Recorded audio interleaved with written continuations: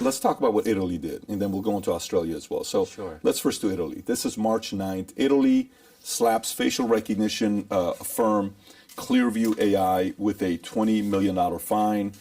Italy's data privacy watchdog said it will fine the controversial facial recognition firm Clearview A.I. for breaching EU law. An investigation by Italy's Data Protection Authority found that the company's database of 10 billion images of faces includes those of Italians and residents in Italy. The New York City-based firm is being fined $20 million and will also have to delete any facial biometrics it holds of Italian nationals.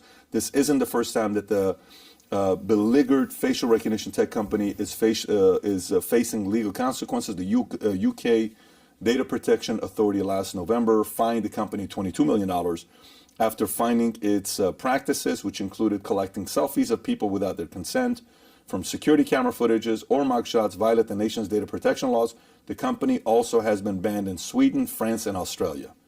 That's a lot of countries that are not happy with you. Yeah, well, what's but heartbreaking about this stuff is we had in 2019 some law enforcement agencies just use a demo of that software, of our software to help solve crimes against children. And I think it's a bit of an overreaction from a lot of detractors when the first story about Clearview AI came out. But our legal team's handling it. We've got a great legal team, and we don't do any business in the EU.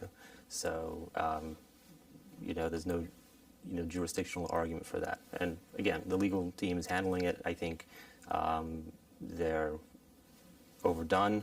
The maximum fine in GDPR should only be 4% of total revenues.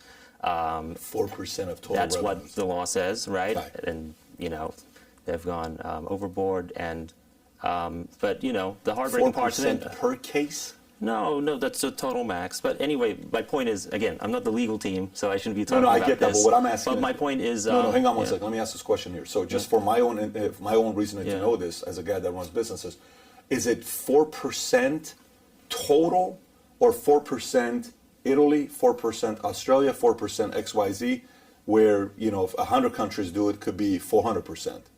Yes. Okay, I got you. Yeah. Okay, I got it. And under the GDPR, almost every privacy law out there has exemptions for law enforcement, for government usage, for consent-based, where you're opting in, and so on. So, the part that is upsetting to me a bit is we had people use it to save children and solve crime there. So I think it's a misunderstanding of how our intentions behind the technology, which are about to, help do good in the world. Yeah, but why would these guys have I get that. I don't. So one would have to speculate and say a country is protecting its child traffickers. I don't think they are. Okay. Mm-hmm. Are there any out there that do? They have to be the most corrupt governments out there that they're being paid off. Yeah. But is that countries the size of France, Italy, Australia? I don't think so. I think it would be catastrophic. Like Australia came out and said, facial recognition from Clearview has been ordered to cease collecting photos of Australians from the internet, and it was revealed to police that some states had trialed the technology. On Wednesday, the Information and Privacy Commissioner determined Clearview AI had breached the privacy of Australians by collecting images of them online. On Wednesday, then it says, and it ordered the company to delete all the images of people in Australia within 90 days and not collect anymore. But Clearview AI has stood its ground, saying it operates legitimately in Australia and intends to appeal its decision. AI is a facial recognition service that claims to have built up enormous database of its own. Okay, so you see how some of these, and by the way, this was, I want to say, November 21st, around November of 2021, which is like 4 or 5 months ago, at the peak of what was going on in Australia, okay? Where some may even support what you were doing because the world wanted to know what the hell is going on in Australia. Yeah. Some may say, hey, I want to know what's going on in Australia. Give those guys a little bit of freedom because there was two sides to it. You have to do this, you have to do that, you can't get out. If you don't take the shot, you can't get a job. So you were playing the role of a hero. So is this a little bit of these countries do it themselves, but they don't want somebody else from the outside to do it? Is there worry that maybe you are linked to the U.S. government where this information is being leaked to them? What would be any of these countries a concern? We'd have to ask them, but because it's hard to read into their motivations completely. But these are just the privacy agencies of these countries, right? So they have their own agenda, they have their own belief in privacy and role that they want to do.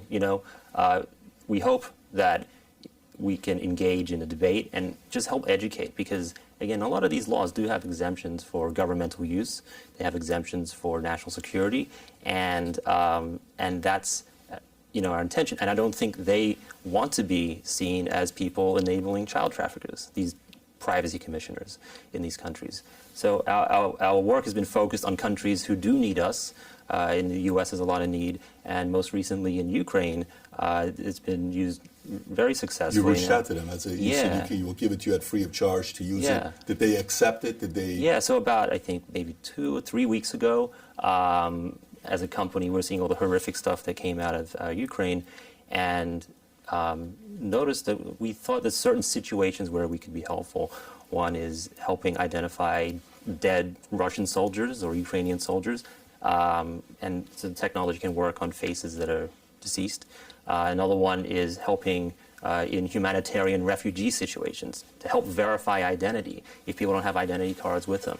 And so we wrote a letter, and I tried everyone I knew in every way possible to get to someone in the Ukrainian government, and they reached back out to us.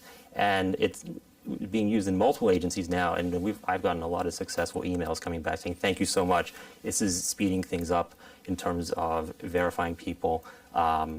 And also, it's been used successfully to ID dead Russian soldiers, and even find people who claim they're Ukrainian and actually are, maybe Russian agents there. So in this, that's I can see that of being big value. Yeah. Claiming to be Ukrainian, but they're Russian. So right there, one takes a picture, sends it to them. They look it up. They say, no, that guy's not Ukrainian. He's Russian. Boom. He's playing the game. Let's arrest him.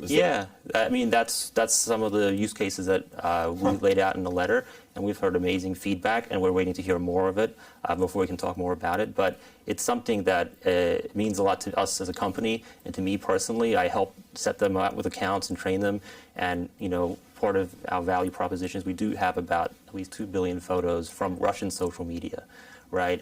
That is also publicly available. Out of your 20 billion, you said how many pictures you guys got? About 2 billion, yeah. Oh, got 2. I know, but total you have how many? 20. Out of your 20 billion, 2 billion is from Russia. Yeah. So 10% of your images are from Russia. Yeah. What percentage of the 20 billion is from U.S.? I would say most of it is U.S. based. Okay. Yeah. Wow, so, but 10% Russia, that's massive. Yeah, is one of their social media sites. So again, that's a use case we didn't think of when we started, but it's been a great surprise. And this is a situation where things are tense. So in any kind of war zone, not knowing who someone is could lead to some kind of escalation. So it's a technology that allows people to be more confident, to verify someone's identity, and it can save lives. And so it's been a great honor there. So we go to places where there are real issues and able to help them, and we're very honored to do that. If you enjoyed this short clip, click over here to watch another short clip, and if you want to watch the entire episode, the entire podcast, click here.